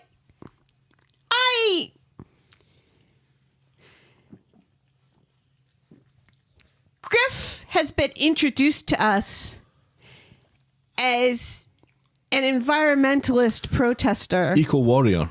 An eco-warrior, sort of, kind of along the lines of, say, Greenpeace bombing fishing boats and stuff. Right. You know? So, well-meaning and on the right side. Did Greenpeace bomb fishing boats? But towards the extreme. They've attacked fishing boats and trawlers and stuff. Yes. Because I think Greenpeace are famous for the French government blowing up one of their boats, aren't they? The Rainbow Warrior, was it?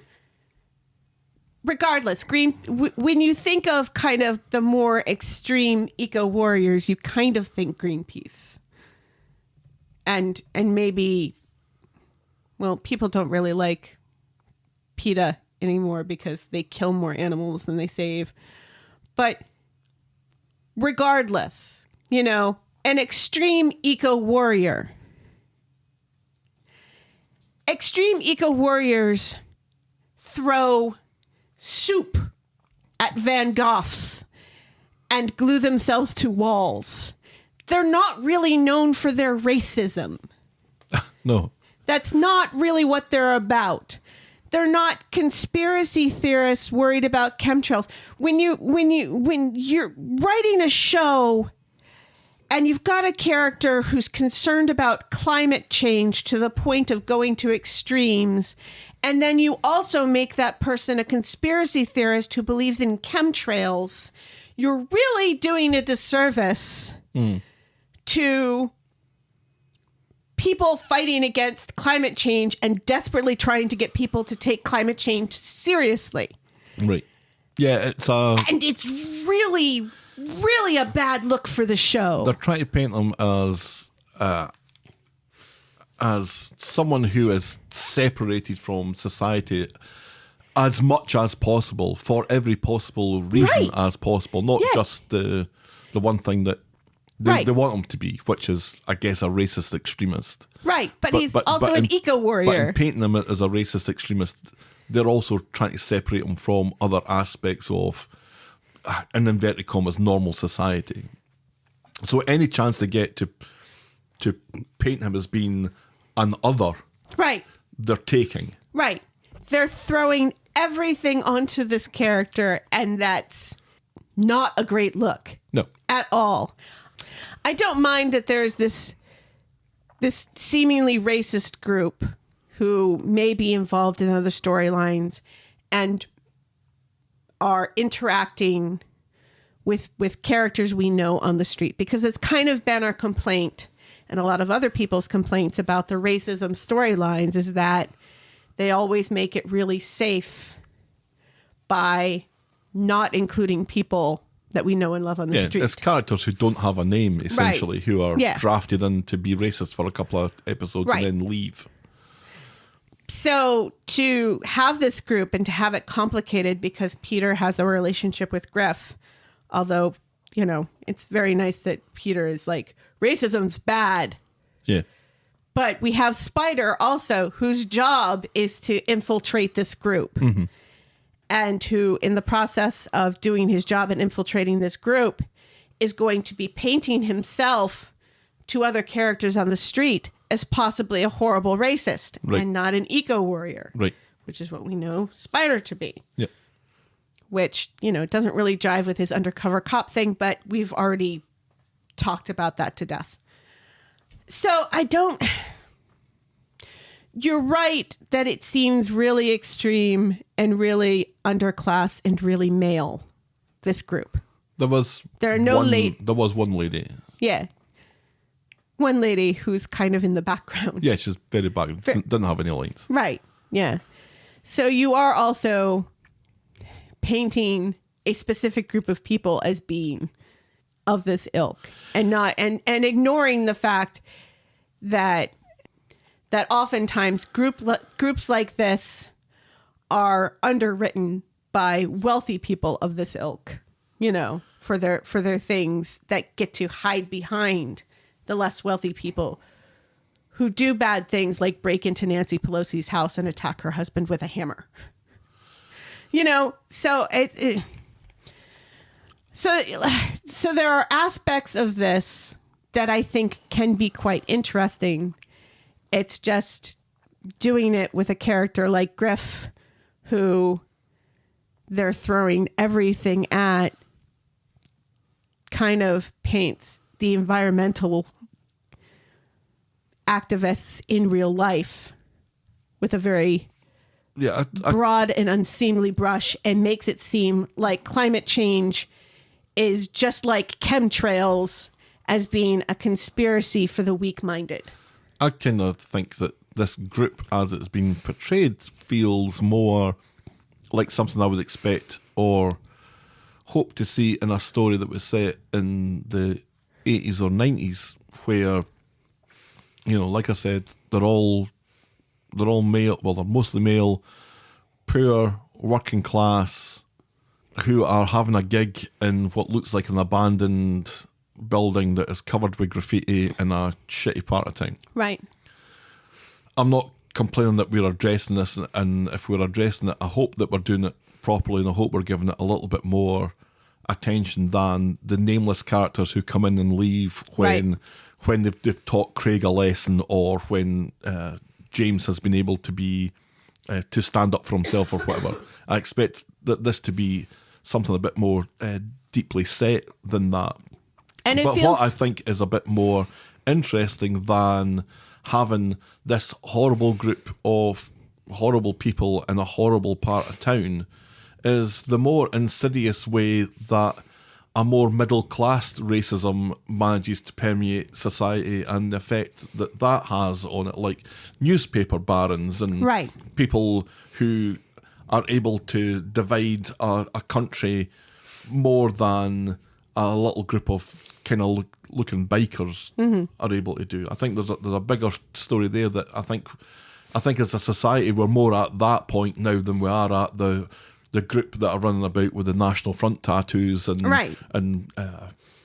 all that sort of thing from the past. But I think it's an interesting story to tackle, and I agree about the whole eco-warrior thing, because those things don't really jive at all that well at all. You're talking about opposite extremes. Yeah. Extremes, I guess, nonetheless, but from opposite ends of the spectrum, really, that kind of confuses it.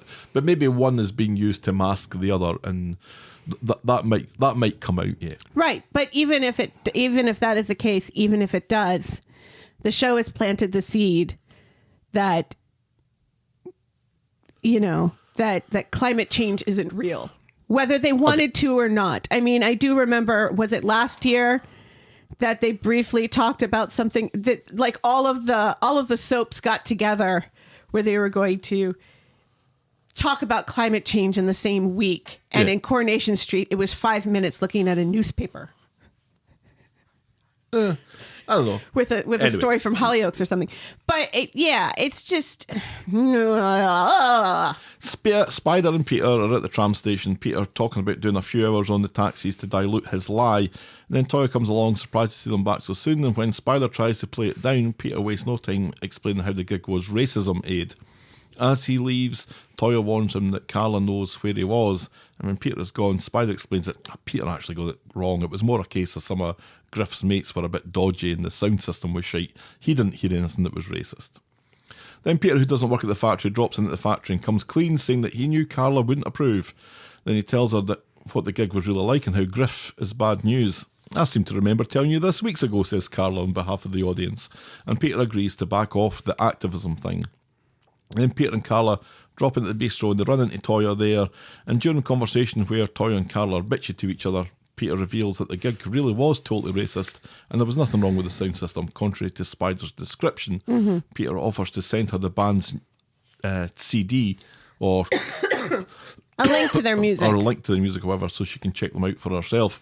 Right, because there's this whole huge conversation about CDs and digital music, just to make all of us Gen Xers feel old. Yep. And she must do that because then Toya confronts Spider with this information, and she has some earbuds in her hand, so I guess she's been listening to it, and asks why he's covering for Griff, and he says that he isn't, and so she believes him. So Spider goes off to meet his boss, who refuses to let him out and does the opposite. He needs to get deeper into this organisation. Something big is about to go down and lives could be in danger. This will all be over in a few weeks, he says. Then back at Racism HQ, Spider finds that he is unwelcome with the group, but he explains that he successfully kept Peter from going to the police and has managed to keep Toya sweet after all. Griff tells him again that if Spider crosses him, he'll wish he stayed with the Woke Meister.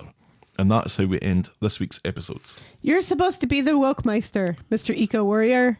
Yeah. What is wrong with you? Yeah. This is so... You know, and you're right. You're right. You know, they're sinister. You know, it's not the Proud Boys who are the most sinister when it comes to, you know, racism and stuff over here. It's the people who say, well, I don't agree with those guys, but I'm still going to vote for this guy because I associate with this party. You know, the people who are just lazily rolling over.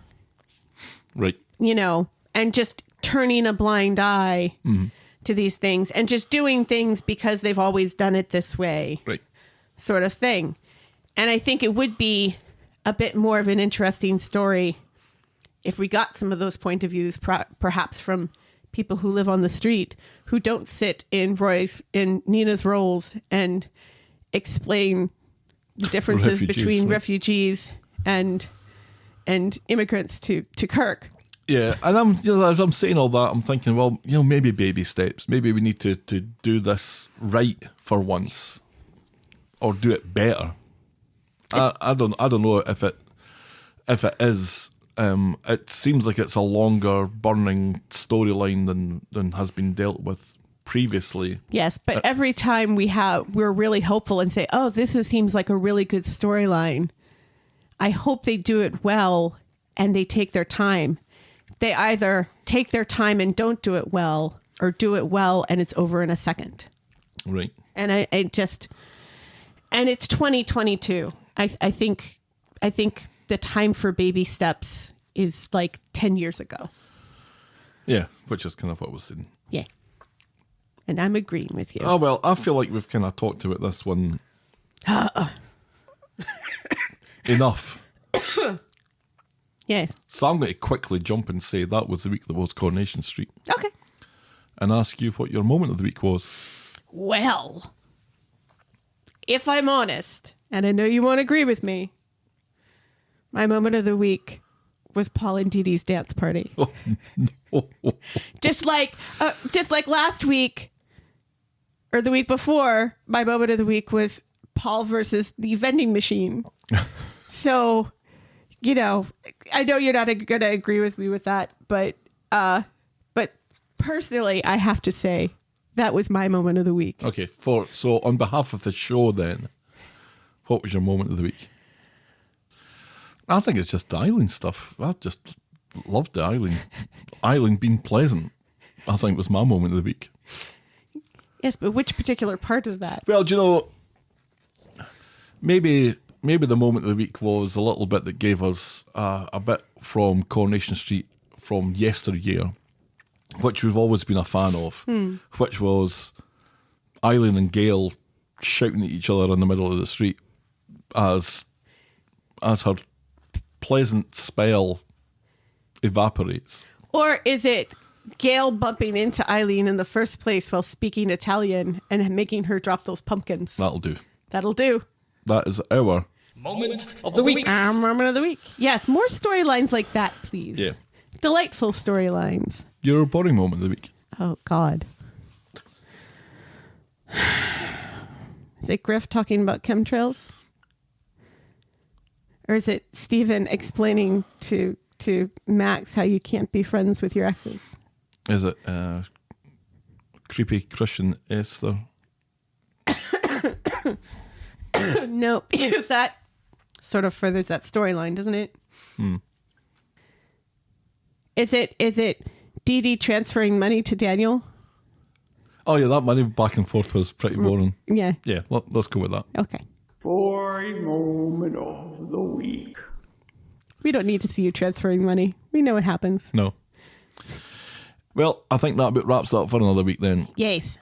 So, if you know what wet leg is, please write in to let us know. We're the talk of the street at gmail.com, and we're at Corrie Podcast on Twitter, Facebook and Instagram. You can shout me and Helen a coffee by heading to ko-fi.com. That's ko-fi.com/the talk of the street. Check out the clicky section of voggle.co.uk for links to our merch store and YouTube channel. And if you're so inclined, please leave a rating and a review on the iTunes or your podcast provider of choice. Thanks for making it to the end of another episode. Thank you. And we will be back next week with more Talk of the Street. The Talk of the Street. Bye. Cheerio.